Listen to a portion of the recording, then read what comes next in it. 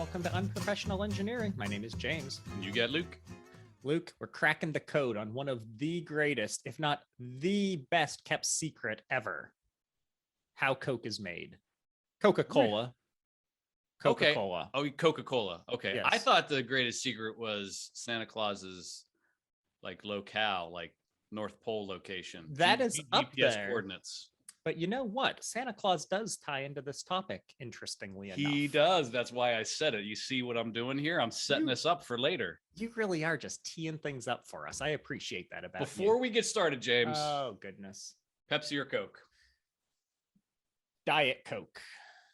What? No, okay. Coke, unless I'm drinking Jack and Coke, in which case I need it to be diet because I consume too many and then I get sick from the sugar/alcohol. Okay, so I grew up on Pepsi, which is terrible. You no longer have teeth. That's fine. I no longer have teeth. These are totally fake. For me, it's all about what I'm eating. Oh, if I'm eating like pizza, which is like the only time I do carbonated beverages of any kind. If I'm eating pizza, it is without a doubt a Coke. If I'm doing something like a snack, like chips or salsa or pretzels, it's Pepsi. That's fair. I like root beer with pizza. I think that's a good combination. But I'll put this out there right now. Bold statement, Luke. Oh no. If you call Pepsi Coke, you can quit listening to our podcast right now. I'm not interested in your listenership. That's not true. Please keep listening. Yeah, we need every listen we can get. Okay, quick history, Luke. Quick history. But before we do the history, let's talk about like today, right? Like what's going on today. So right now, as close as I could find. Needs timelines? Go ahead. Let's talk about today. So back in 2019, so a year or two ago, 37.27 billion with a B in revenue. Oh my goodness. That's a lot of I bet they make more money than Coke dealers do. I'm just putting that out there. I would bet they do. Wow. Their stock price, this is accurate as of today. Their stock price is just took the picture of. It's only $55. It's 55, or it was 55 and some change this morning. Oh, that's not what I saw. What? Maybe I'm looking at the wrong thing. What's their ticker symbol? I didn't write that down. So Coca-Cola Consolidated Inc., is that not it? I don't think so. That might be a bottler or something like that. Okay, I'm not sure. Well, then never mind. Okay. I guess 50 something. So whatever Coca-Cola Consolidated Inc. is at $393 per share. Maybe I'm totally wrong. I don't know. We'll have to come back and check that out. Come back and check. We'll come back at the end of the episode to find out. Or just Google it. Yeah, they got a little over 80,000 workers worldwide, and this does not include like the distributors and like some of the people that make it, but this is like Coca-Cola. Their current CEO is a guy by the name of James. Interesting. Very successful people named James. That's just how it is. Not Herzing, but Quincy. Oh, how about that? Yeah. John, James, not Herzing, Quincy. Exactly. Luke, confirming that, in fact, you are correct. Coca-Cola Bottling Consolidated Inc., I believe, is part of Coca-Cola Bottling Company Consolidated, headquartered in North Carolina. Yep. It's the largest Coca-Cola bottler in the United States, which is, as we will discuss, different than Coca-Cola. So well done, you. Thank you. Now let's get to the history. Confederate Colonel John Pemberton. Wow, you went way back. Way back machine. Was wounded in the American Civil War. Okay. In addition to that, he was addicted to morphine. So, that happens. Also, he had a medical degree and he began a quest to substitute morphine with something else. You know what a great substitute is? Well, let's not worry about it yet. In 1885, at the Pemberton's Eagle Drug and Chemical House, this was a drugstore in Columbus, Georgia. He registered Pemberton's French Wine Coca Nerve Tonic, which is a mouthful. It is. And it doesn't sound delicious. It's not. A year later, when Atlanta and Fulton County passed prohibition legislation, Mr. Pemberton here responded by developing Coca-Cola, which was a non-alcoholic version of the wine cola. It was marketed as Coca-Cola, the temperance drink, which appealed to that movement that was going on at that time. Do you know that's where the name soft drink came from? Was Prohibition, because it was hard. It was a hard drink with alcohol, and it was a soft drink without it. Right. Yeah. Pemberton's new drink, this new soft drink, as you would say, Luke, was marketed and sold as patent medicine. So this was actually a medicine that he was selling. Of course. Claiming that it cures many diseases, including morphine addiction, indigestion, nerve disorder, headaches, and most importantly, impotence. Really? This is the claim. I cannot vouch for that. I have to know what this key ingredient is that was doing all of those things.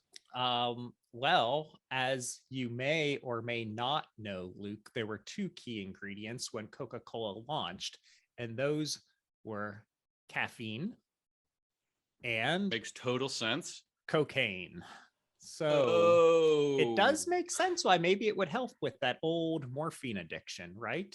Yeah. But the cocaine was derived from the coca leaf and the caffeine from the cola nut, the Kola nut, leading to the name Coca-Cola. Interesting. So how interesting is that? So, like, how do you not know that this is an addictive substance at this point? I mean, I get this is like Civil War era. A long time ago, Luke. Yeah, I don't know. Like, I feel like they knew it was addictive because we know nicotine's addictive. Yeah, yeah. You know what? And it's still legal. You're right. Yeah. You're right. Okay, yeah. And I mean, at that time, weren't they still using it as like a medicine? Like, I think a lot of those things. I think. Well, let's not get into what drugs are used and not used for, but a little bit about the coca leaf, if you may, or if I may. Oh, please. So Mr. Pemberton here, he's the guy who came up with Coke again, called for 5 ounces of cocoa leaves per gallon of syrup, approximately 37 grams per liter, which is a pretty significant dose.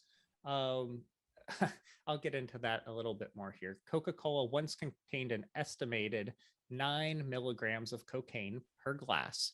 And now I know that's hard for anyone to put into what that means to us today. For comparison, not that I know anything about these things, for comparison, a typical line, as the kids say, of cocaine is about 50 to 75 milligrams.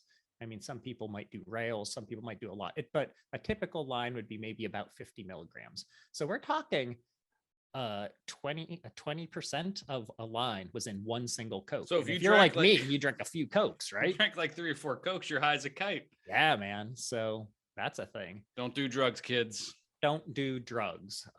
Anyways, there's a story that goes along with removing cocaine from it, but I don't really want to get into too many of the details there. There used to be cocaine in Coke. It is no longer there. Is that fair? I think that is fair. Okay. And then quick on the cola nuts for caffeine. Cola nuts acted as a flavoring and the original source of caffeine in it. And they contained about 2 to 3.5% caffeine and had a very bitter flavor. In 1911, long story short, the government said there was too much caffeine in Coke, and Coke won the case. But eventually stuff happened in the background, and the amount of caffeine included got lowered down. So now Coca-Cola contains 34 milligrams of caffeine per 12 fluid ounces. Remember Jolt?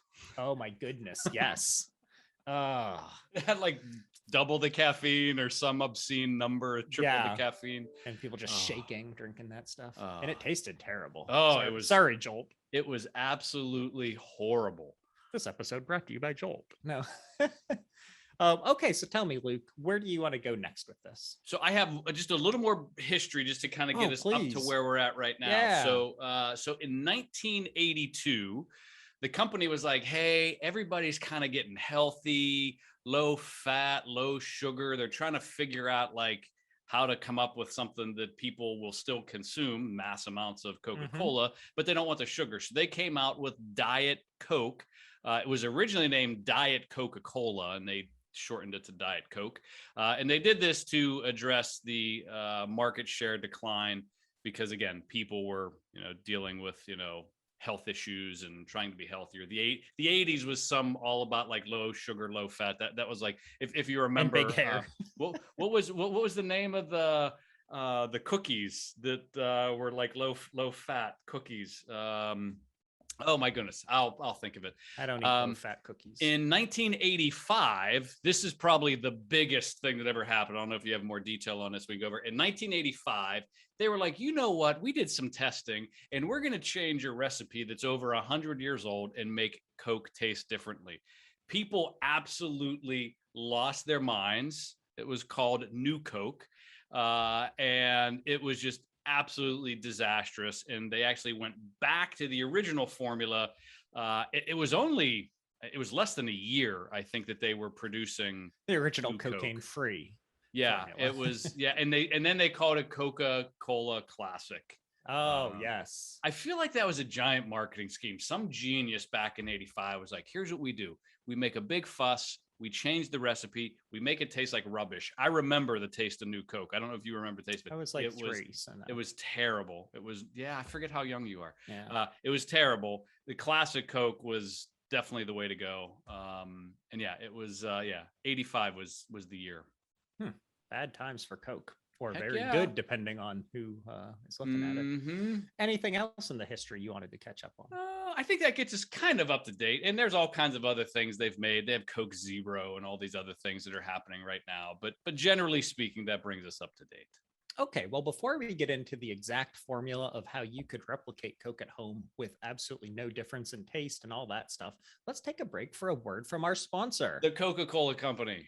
It is not the Coca-Cola Company, nor the Coca-Cola Consolidated Ink Bottling Company. It is, in fact, way better than that. It is the Big Compute Podcast. Let's take a listen. What can computational science tell us about the tsunami generated by the biggest earthquake to ever hit Europe? Before you know it, everything is shaking, and shaking loudly. What makes the coronavirus so contagious? It's the machine that literally will latch on to your human cell and ultimately infect you. And what was it like when a massive act of cyber warfare stopped an entire country in its tracks? Their ATM greets you with red text over a black screen. This is really starting to creep you out. These are just some of the questions being answered every day through the power of computing. And on Season 2 of the Big Compute Podcast, we transport you to the heart of these stories, giving you a first-hand look at how computational science is changing our world. Find the Big Compute Podcast wherever you get your audio, or visit bigcompute.org. All right, so in addition to that, we do have a shout-out, and one that I love. Oh, no. When you love them, they're usually making fun of me. They aren't. This one is not making fun of you, actually, but you're right. That is typically the way it goes. So first off, I apologize when I get your name wrong. I'm going to say it's Carolina. It's spelled Carolina, but I think it's Carolina. Okay. That's my gut feeling on this one. Okay.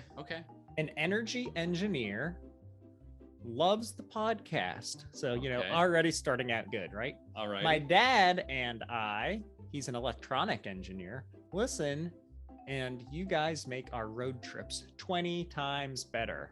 So not only is that one listener, that's two listeners, if you're keeping count at home, that are loving us, making road trips better.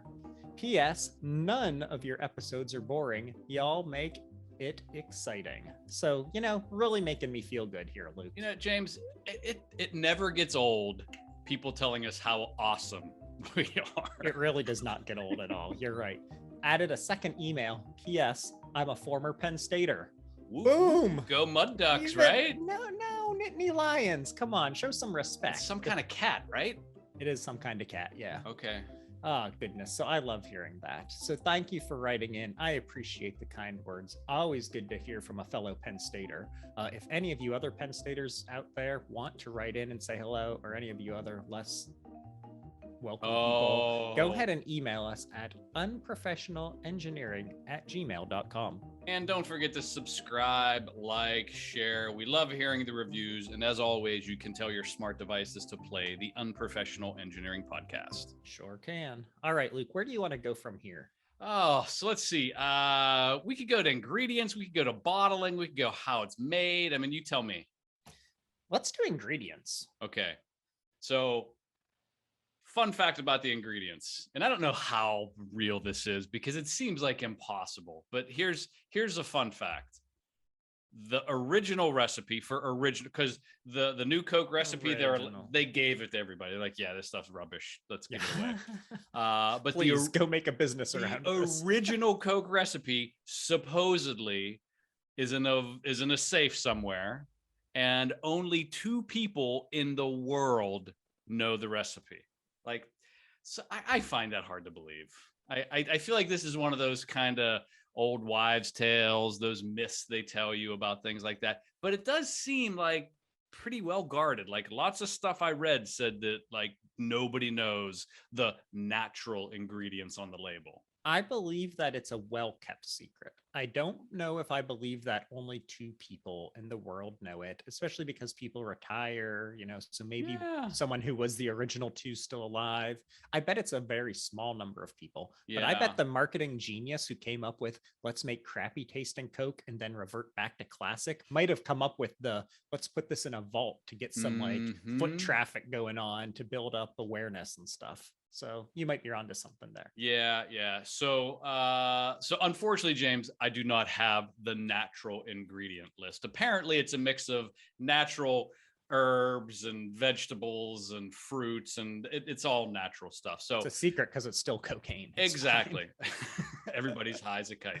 So the ingredients are carbonated water. So approximately 90% of Coca-Cola is water, and it's carbonated and purified. And the reason why they have to purify this, James, and we might get to this when we get to the bottling process, is it has to taste the same. Like my water here on this side of Pittsburgh basically comes from your toilets when you flush them.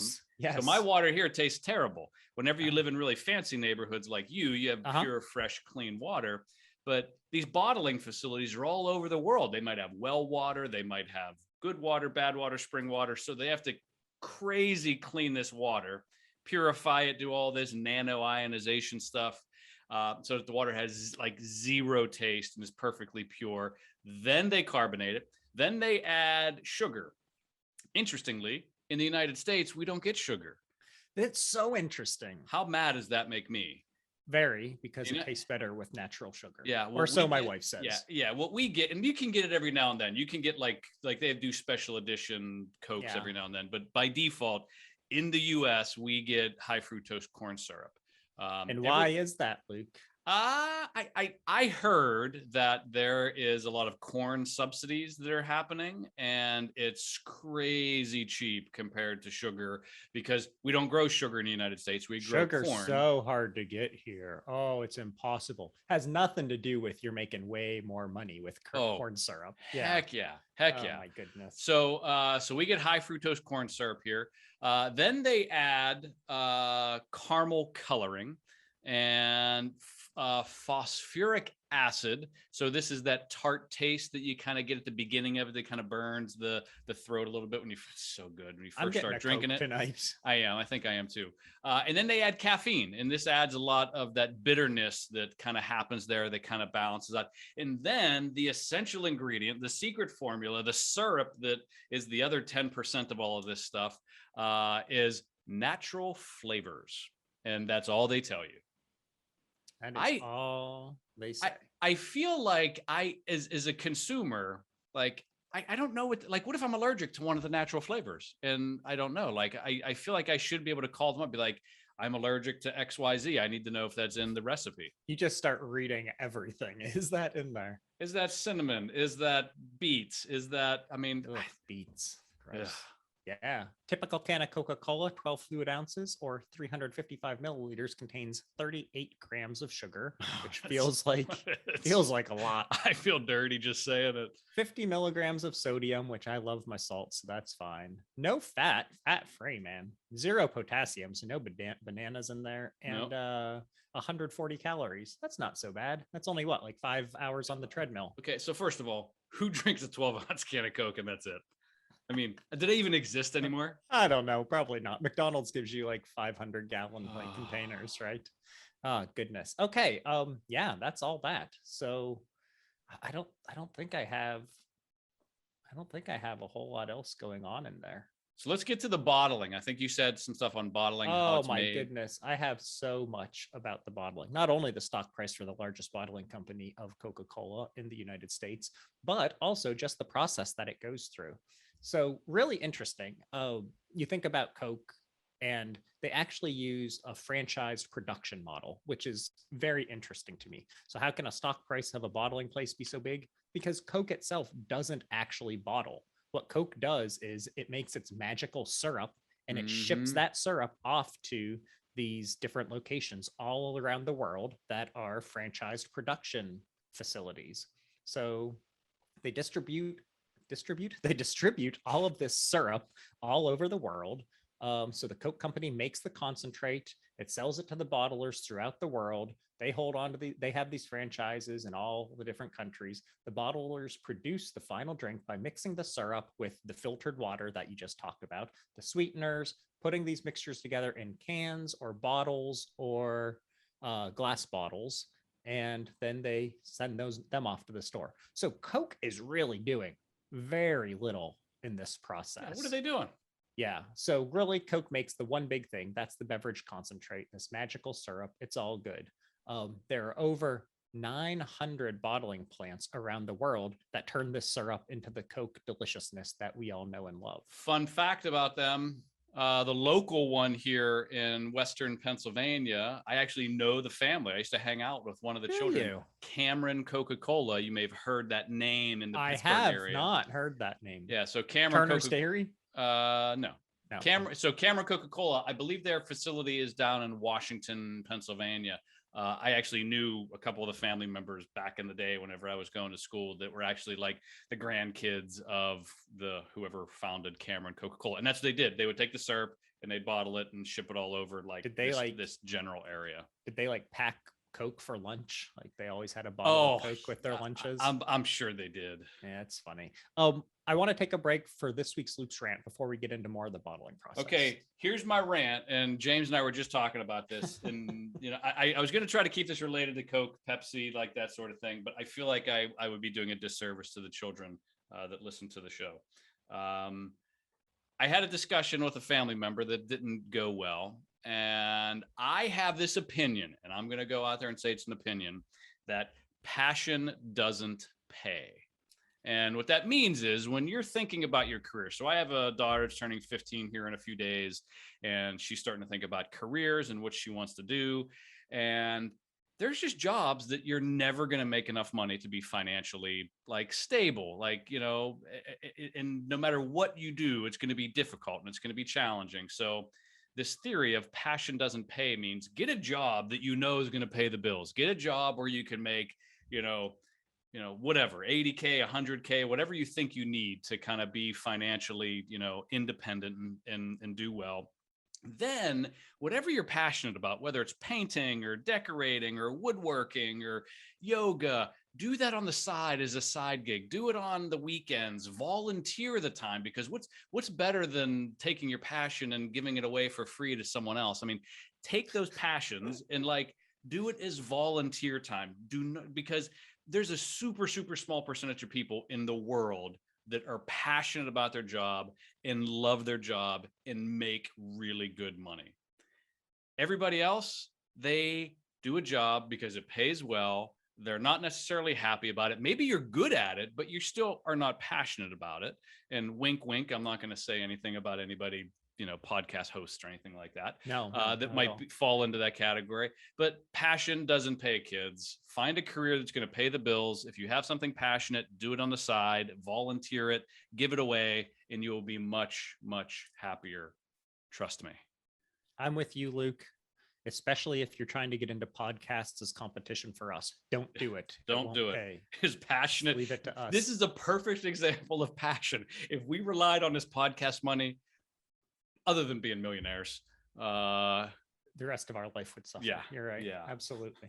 I love it, Luke. Thank you for that. Alrighty, sorry. Announcement. Okay, so the plants, they make all this stuff, right? So it sounds a little bit funny, but like the big challenge here is like you mentioned, so it's 90% of the drink is water. It all has to taste the same. Water all around the world, all around the city tastes different. All Yep. around the world tastes really different. So they use this filtration process, a nanofiltration process, to make the water as neutral as possible. Then the sweeteners added, like you said. We have the whole problem about us not using sugar. My wife loves the Mexican Coke, she calls it. So always gets those if we're in Mexico.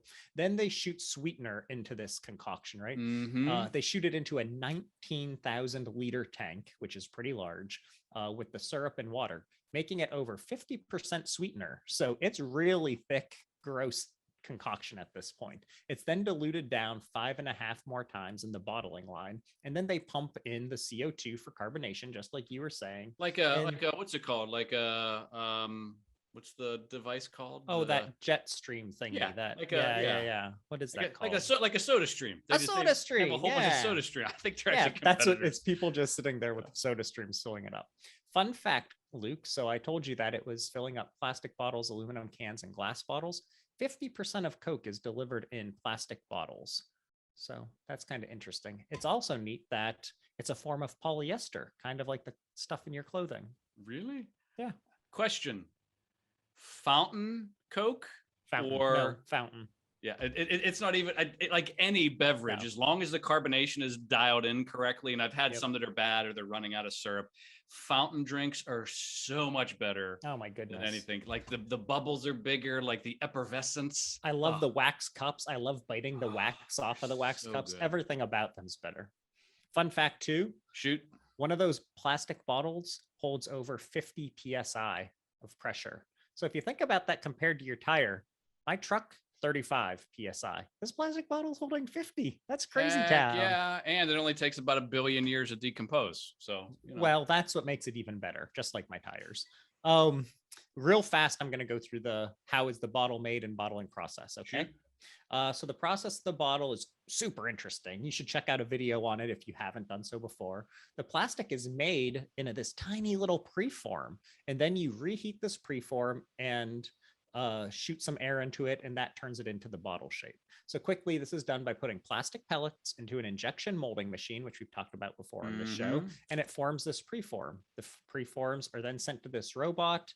It cools them down in the forms, or it heats them up, blows them up, drops them onto a conveyor, and moves them onto another machine. The only part complete at this point is the very top screw part. So the threaded top part at the top. Then to make the plastic flexible again, it heats it up to 115 degrees C. It shoots the air in there and turns it into the bottle shape that we know using these steel molds that have like the words like so on it puts so that it puts the plastic blank like into the molds and then blows the air, so it pushes out against the molds. Yeah, to make the perfect shape every time. Is that blow molding or blow molding? Blow molding. Sure, we'll go with that. Yeah. First, they have to be loaded into another machine called a depalletizer and lined up on a conveyor belt. These get blasted with air then to clear out any dust or anything else that's settled into them. 800 bottles per minute get filled up this way, which is just crazy. At one plant. Yeah. Wow. Yeah. And there's 900 of these suckers running around the world. After they're filled with the cold beverage, because hot beverage foams too much, obviously, as all of us should know from pouring it, the plastic caps are placed on. So fun fact for you, most Coke factories have over 3 kilometers of conveyor systems. And why is that? It's actually to keep a buffer in case there's an issue down the line. It's like they're almost building in extra time into the process in case a mistake happens. They even have like holding cells for these bottles at times. And then next, the bottles get labeled. The labels are basically on one giant roll that just keep swinging around, getting slapped onto labeling machine sound. Labeling machines. Yeah, that's the labeling machine sound. Onto pallets, and then the pallets get delivered. The process is a little different for cans, and of course, it's a little bit different for glass bottles. But since most of our Coke comes in plastic bottles, I figured that would be the one that I would focus on. One last fun fact about the bottle, though, Luke, before you continue on with great educational information. You know how you take the cap off and there's the screw thread part, but right underneath that, there's like an extended lip that it kind of stops at. That's not actually there for like any benefit to ourselves. That's the part that the machinery holds on to throughout this whole process. So it like sets on a ledge, And so that's just how it moves through these conveyors the whole time. So that's really there for the Coke bottling people's benefit, not for us. Interesting. I got a couple Yeah. fun facts for you. Oh, I want to hear them. Did you know every day, I don't know how they know this, every day, 1.6 billion people are reaching for a Coke product. That's a lot of people. That's like more than a seventh of the world. That's like a sixth of the world or something. They also said that Coca-Cola, like as a product, like the drink, has reached 99% of mankind, like in the globe. So that means there's probably some like indigenous tribe in the rainforest that has like never seen or had a Coke in their life. But other than like those people like that have never like seen anything, like every single country, like it was one of the crazy. It was one of the first American products to be widely distributed in China, which obviously communist country, really difficult to get into. And if you look at all these other countries, like it was like, yeah, we'll let you in. So 99% of mankind. That's so funny. Yeah, so I have a bunch of fun facts. Do you have anything else you wanted to cover before I do those? No, I do those because I have a game I want to play with you that we can wrap up on. Fun facts for you. They began painting the barrels red so that tax agents could distinguish them from alcoholic beverages during transport, so they wouldn't have to pay tax on them as much. Interesting. The term six-pack, generally, we think of beer when we say six-pack, right? It was originally a way to buy and carry multiple bottles of Coke. According to the company's website, they invented the six-pack in 1923. Really? When you picture Santa, our good friend, longtime listener of the show, he's kind of a pudgy dude, beard, old guy, wearing red, right? You can thank our friends at Coca-Cola for this image in your head. In 1931, the company hired Hayden Sundblom that sounds like a made up like fantasy character, to paint images of Santa holding Coke bottles. According to Coca-Cola, these pictures have helped create the modern interpretation of Old Saint Nick. Yeah, because I think I saw that too. Like they didn't invent Santa Claus, but as we know it in the United, like if you go to like certain European countries and you look at pictures of Santa Claus, it's not a guy with a white beard and a red suit with white ruffles and all that. It's usually a little more earthy, a little more Nordic looking. In the United States here, it's clearly red pants, red jacket, hat, all that sort of thing. Yeah. A few more facts. North Korea is basically the only country in the world where you can't buy and sell Coke at this time. Cuba was on that list up until 2017. Maybe it's back on. I don't know the relationship there, but you could buy Coke there when I went to Cuba. In 2007, former Coca-Cola secretary Joya Williams received an 8-year prison sentence for trying to sell the company's secrets to Pepsi. In 1985, astronauts drank Coke on the Challenger space shuttle. That marked the first soft drink consumed in space.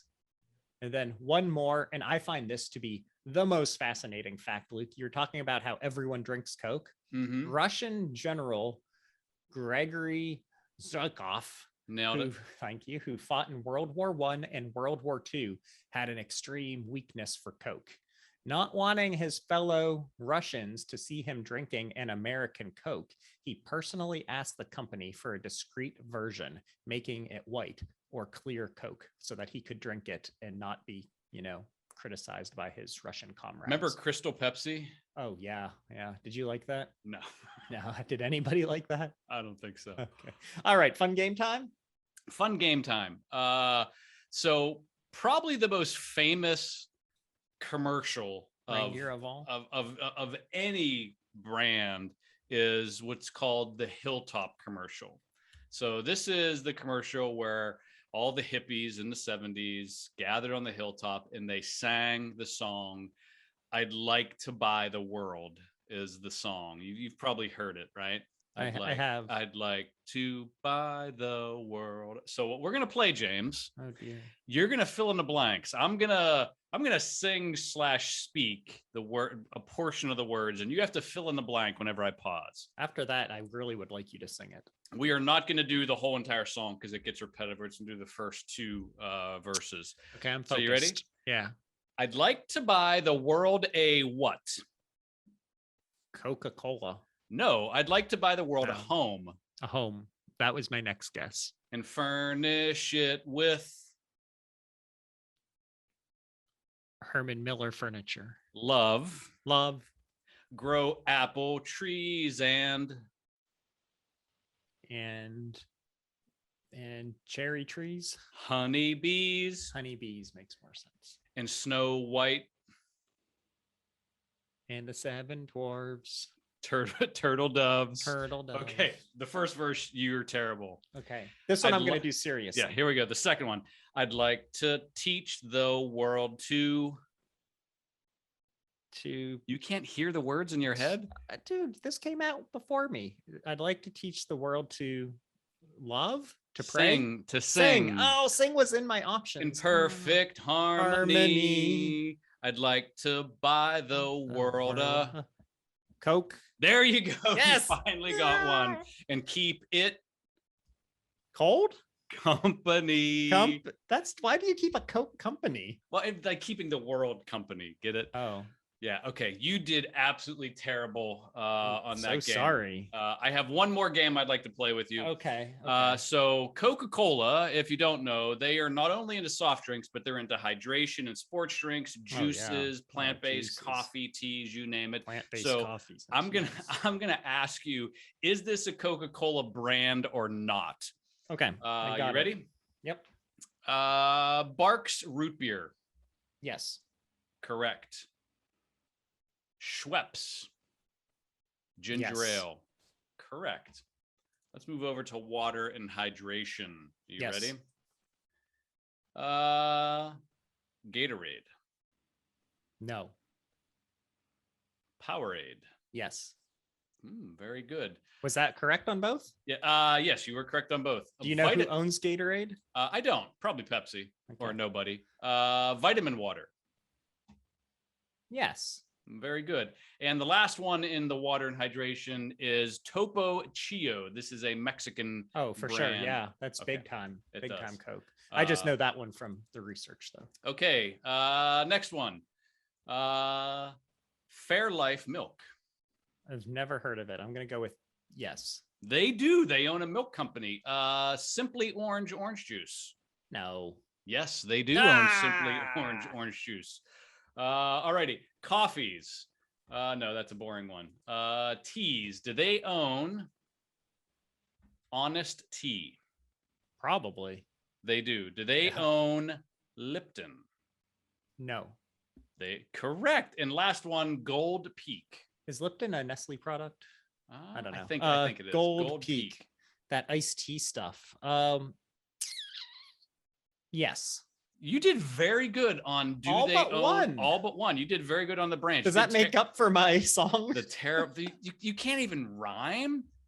So let's sing it together, James. I'd like to buy the world a home and Home. furnish it with With love. love. Grow apple trees and honey bees honeybees. and snow white Snow white turtle doves. Turtle doves. I'd like to teach the world to to sing in perfect harmony. I'd like to buy the world a Coke and keep it company. See, there you go. Perfect. Yeah, I got it. Like, I don't know this song really. But I am glad that we just sang that. I hope we clipped that part out. My goodness. No, we're definitely keeping that. I apologize for all of your ears out Our there. music career is gonna skyrocket. Awesome. Is there anything else you want to add? That's to this all I got. episode, Lee? Okay. Hopefully you all enjoyed this quick run through how Coke is made. It's really an interesting process. I implore you to go check out the bottling process. It is fascinating and really high speed. Check it out on the YouTubes. If you want to say hello, tell us something we missed about the Coca-Cola process, tell us some fun facts that you know about it, anything like that, go ahead and email us at unprofessionalengineering@gmail.com. And until next time, See ya.